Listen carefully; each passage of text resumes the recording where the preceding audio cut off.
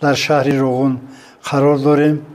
دایر به دیروز و امروزی شهر صحبت خواهیم آورد با رئیس شهر محترم سیدزاده سنت الله. خیر مقدم محترم رئیس به برنامه دیروز و امروزی مرکزی تحقیقات ژورنالیستی تاجیکستان. محترم رئیس، سوال اولی ما آیدی دیروز و امروزی شهر آوازداری روغون که شهر در کدام سطح قرار داشت، کدام سال تشکیل شد، چقدر اهالی داشت؟ سلام به شما و کل بینندگان عزیز این برنامه. سرول من شما را به شهر روغون از نام مقامات نمایندگی، مقامات اجرایی حکومت دولتی و کل شهروندان نورآفرین شهر روغون خیر مقدم میگویم. خوش آمدید استاد عزیز.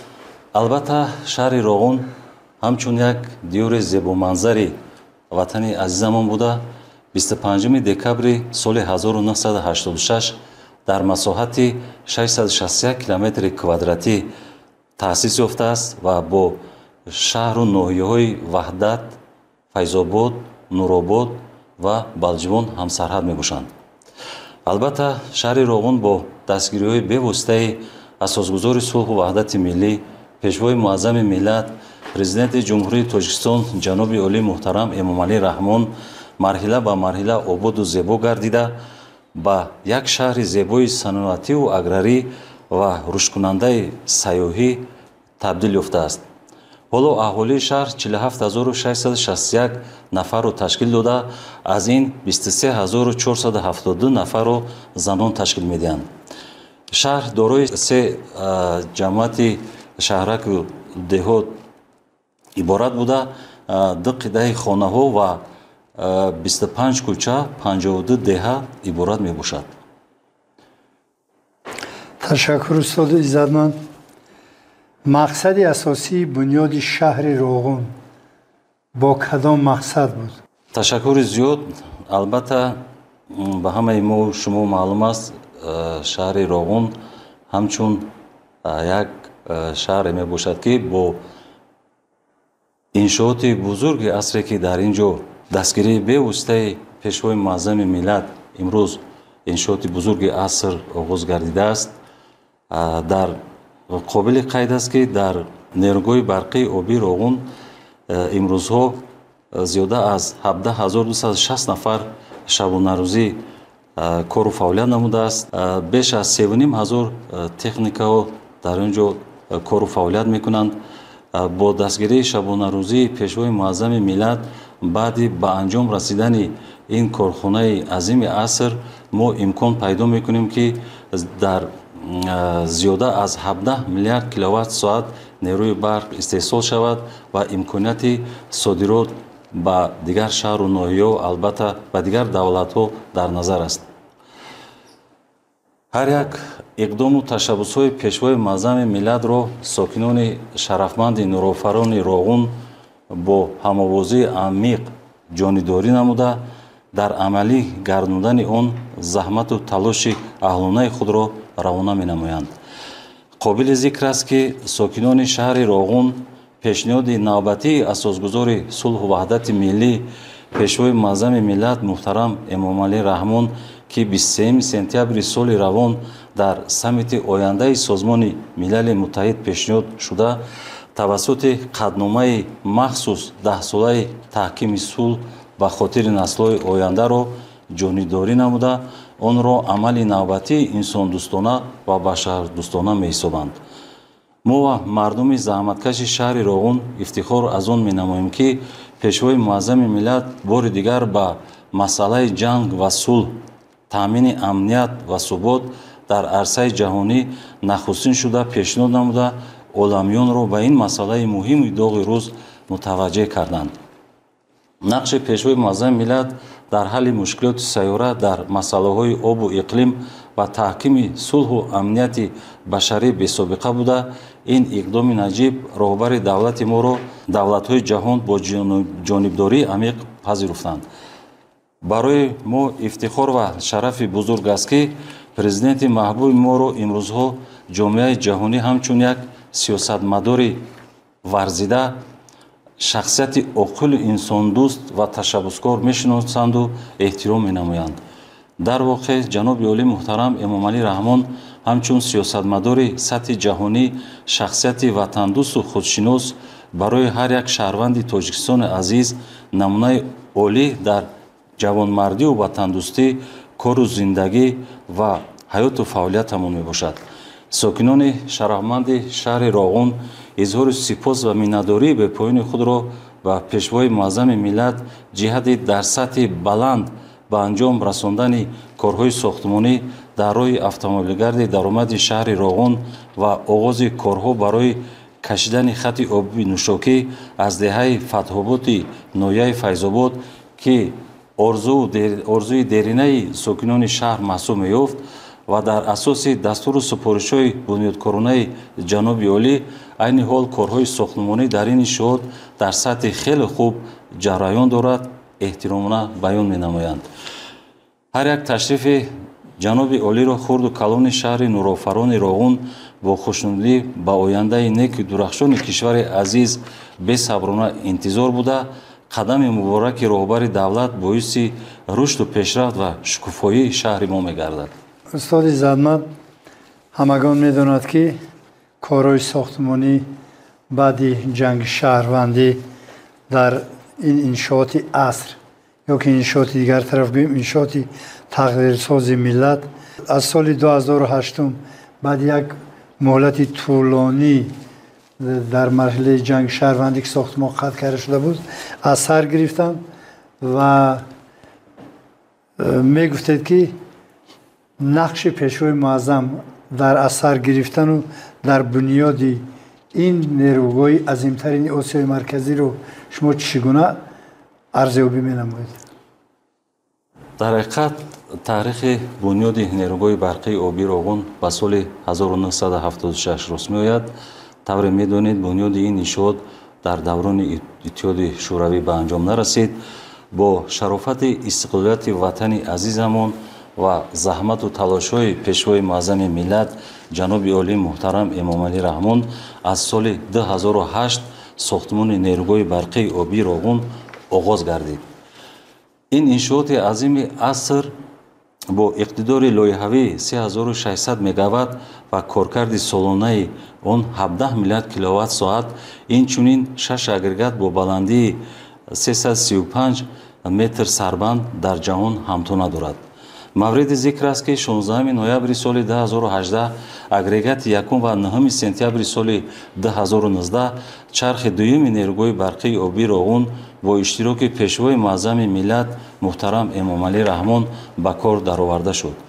ҳоло дар ин иншооти муҳташами миллӣ 17 000 нафар кормандону мутахассисон, аз ин шумора бештар аз 2 000 нафар сокинони шаҳри Роғун ва зиёда аз 3500 технико фаъолият менамоянд. шаҳри Роғун ифтихори тамоми тоҷикистониён буда дар ин гӯшаи диёр иншооти барои иқтисодиёти кишвар хеле муҳим нерӯгоҳи барқии оби Роғун ки армони чандинсолаи миллати тоҷик маҳсуб меёбад, бо талошу заҳматҳои шабонарӯзии пешвои миллат бо маром бунёд гардида истодааст. бо боварии комил гуфта метавонем ки бо гузашти на чандон вақт ин кохи нур бо иқтидори пурраи худ ба фаъолият оғоз мекунад ва яке аз ҳадафҳои стратегии давлату ҳукумати кишвар истиқлолияти энергетикии кишвар амалӣ мегардад. пешвои миллат дар ҳалли масъалаҳои обу иқлим дар сайёра ташаббускори асосӣ ба ҳисоб меравад ва инро кишварҳои пешрафтаи ҷаҳон ҷонидорӣ карда ин иқдоми роҳбари давлати моро дастгирию амалӣ менамоянд ки ин албатта барои ҳар як тоҷик ва Тоҷикистон шарафи бузург мебошад. муҳтарам Саидзода Сунатулло, мегуфтед ки ба ғайр аз нерӯгоҳи барқии оби Роғун ин шаҳр боз бо осоишгоҳҳову минтақаҳои истироҳатӣ басо табобативу басо назаррабои худ низ дар на ин ки дар кишвар балки метавон гуфт дар ҷаҳон низ ҳамтона дорад. мегуфтед ки ин ҳолати қабули меҳмонону оиди дар фаъолият будани ин корхонаҳои табобатӣ истироҳатӣ дар кадом сатҳ гузошта шудааст? албатта ба шумо маълум аст ки бо қарори ҳукумати ҷумҳурии тоҷикистон шаҳри Роғун ҳамчун минтақаи сайёҳӣ эълон гардид. дар баробари ин барномаи рушди сайёҳӣ дар минтақаи шаҳри Роғун барномаи солҳои 2024-2028 бо қарори ҳукумат тасдиқ гардид. айни замон дар ҳудуди шаҳри Роғун 7 осоишгоҳ фаъолият дорад. дар баробари ин бо мақсади дар амал татбиқ намудани ҷашни 35-солагии истиқлолияти давлатии ҷумҳурии тоҷикистон, айни замон дар ҳудуди шаҳри Роғун корҳои созандагию ободонӣ идома дорад ва барои меҳмонон ва сайёҳон албатта бинову иншоотҳои замонавӣ сохта ба истифода дода шуда истодааст, ки меҳмонон бо як сатҳи баланд барои омада аз минтақаи сайёҳӣ ки мо чуноне ки дар боло қайд кардем, ин сол беш аз қариб 1600 нафар меҳмонон аз хориҷи кишвар ба минтақаи мо ворид гардиданд. яке аз маҳакҳои асосии пешрафти дилхоҳ ҷомеа ин иҷроиши ин буҷети давлатӣ мебошад ва чӣ хеле ки мо медонем дар як баромади худ пешвои муаззам низ оиди ин масъала дар шаҳри Роғун эродои басо ҷиддӣ доштанд. мегуфтед ки имрӯз сатҳи ҷамъоварии андоз дар кадом поя қарор дорад? ташаккур зиёд. дар ҳақиқат шумо дуруст қайд кардед. айни замон қисми даромади умумии бюҷети шаҳр дар 11 моҳи соли ҷорӣ дар маҷмӯъ бо назардошти андози иҷтимоии ғайрибюҷетӣ мутобиқи нақша 142 миллион сомониро ташкил дода, дар асл 145,5 миллион сомонӣ 102,5% иҷро гардидааст. аз ҷумла қисми даромади бюҷети маҳаллӣ дар 11 моҳи соли 2024 ба андозаи 109,1% иҷро гардид. оё идораҳои дахлдори шаҳрдорӣ ва идораҳои сохтмонӣ аз музди маош ё пардохтҳое ки бояд ба аҳолӣ расонанда аз қабили нафақа ё ки дигар пардохтпулиё ёрдампулиё қарздор ҳастанд ё на? албатта не. муҳтарам раис, як иқдоме аз тарафи ҳукумати кишвар гирифта шудагӣ аст. оиди 35-солагии истиқлолияти давлати ҷумҳурии тоҷикистон ва 30-солагӣ даргузашта буд. оиди бунёди иншоотҳои ёрирасон ва иқтисодиву иҷтимоӣ. мегуфтед ки дар ҳамин ду иди бошукӯе ки аллакай 30-солагиш гузашт ва чанд соли 35-солагӣ низ пас сар шуд, мегуфт ки чӣ қадар иншоотҳо сохта ба истифода дода шуданд ва дар тарҳу бунёдкунии ин иншоотҳо чӣ қадар маблағҳо хароҷот карда шудааст ва чӣ қадар ҷойҳои кори нави корӣ барои мардум эҳё мегардад. ташаккури зиёд. бахшида ба 30-солагии истиқлолияти давлатӣ нақша чорабино дар шаҳр иборат аз 145 банд таҳия гардида буд. иҷрои он 93,8%-ро таъмин гардид. бо мақсади иҷрои амри президенти ҷумҳурии тоҷикистон аз 15 марти соли 2022 таҳти рақами 174 сокинони шарафманду меҳнатдӯсти шаҳри Роғун ҷашни 35-солагии истиқлолияти давлатиро сазовор ва бо дастовезҳои меҳнатӣ истиқбол гирифта, бо ин мақсад дар саросари шаҳр раванди ободониву созандагӣ вусъати тоза пайдо намудааст. мувофиқи нақша ки дар иҷлосияи маҷлиси вакилони халқи шаҳри Роғун аз 11 апрели соли 2022 таҳти рақами 11 тасдиқ гардидааст, дар шаҳр 105 иншооти гуногун таъинот ба нақша гирифта шудааст. ҳоло иҷрои нақшаи он 50,8%-ро ташкил медиҳад. аз шумораи иншоотҳои ба нақша гирифташуда 11 адад аз ҳисоби буҷаи ҷумҳуриявӣ, 9 иншоот аз ҳисоби буҷаи маҳал 13 عدد از حساب سرمایه خارجی و 72 عدد انشاءات از جانب صاحبکاران و سهم اهالی به شمار می رود.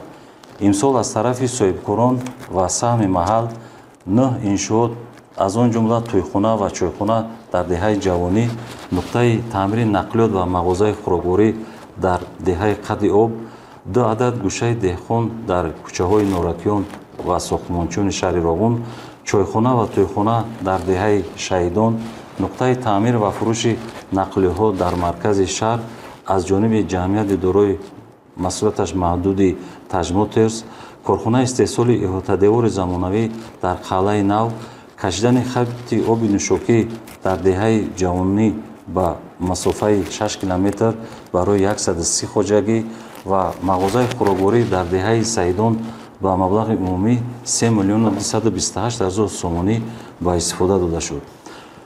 از حساب سرمایه خارجی 3 انشاءات کشیدن خط آب نوشاکی در دهه جوانی برای 110 خواجگی از جانب خزینه نجات ارال و اینچنین در دهه قد آب از جانب فوند آقاخان با مبلغ 476,008 کندن چوی عمودی با استفاده داده شد. در مجموع در دوام سالهای 2022 2023 و 9 ماه سال 2024 3 کارخانه صنعتی، 1 فرم چاره‌داری، 2 حوزه ماهی، 3 انشاءات ساحه تندرستی، 4 انشاءات معارف، 4 انشاءات ساحه استراحت و فراغتی، 10 انشاءات خدمت رسانی، 4 عدد کوپروک راه کوپروک و خط آب نوشاکی، 2 بینای معموری، 1 بینای سودا و خوراک عمومی و دیگر انشاءات مورد بهره برداری قرار داده شدند. با جلب سرمایه خارجی یکچند لایحه‌ها از جمله تطبیق لایحه بهترسازی ملکه‌های کسبی و امکانیت‌های با کار تامین‌شوی از جانب بانک آسیایی رشد با مبلغ 2,999,383 دلار ایالات متحده آمریکا عملی گردید که با اشتراک پیشوای معظم ملت جناب عالی محترم امام علی رحمان مورد استفاده بری قرار داده شد. تا امروز 51 انشاءات مورد استفاده قرار داده شده که این 50% نقشه را در بر میگیرد. با این وسیله بیشتر از 120 جایهای کاری تأسیس داده شده. در باقی مانده انشاءات‌ها کارهای ساختمانی و بنیادکاری با مرام ادامه دارند. سوال آخرانی ما محترم سیدزاده سنت الله، استقلالیت برای مردم شرفمند شهر راغون که یکی از جوانترین شهرها میتوان گفت که در قاره آسیای مرکزی است چی داد؟ تشکر زیاد شکرگزاری از استقلالات دولتی میکنیم که امروز با تشبث پیشوای معظم ملت شهر راغون همچون یک شهر زیبا و پیشرفته به حساب می رود. البته در دورانی که ما